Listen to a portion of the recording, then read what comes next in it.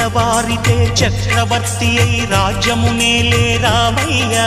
తండ్రి మాటకై పదవిని బదలి అడవులకేగెనయా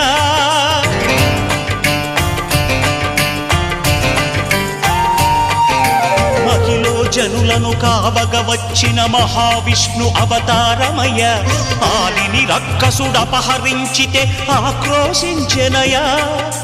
అసురుని త్రుంచి అమ్మను తెచ్చి అగ్ని పరీక్ష విధించెనయా సాగలి నిందకు సత్యము చాటగ కులసతినే విడనాడెనయ నా రాముని కష్టం లోకంలో ఎవరూ పడలేదయ్యా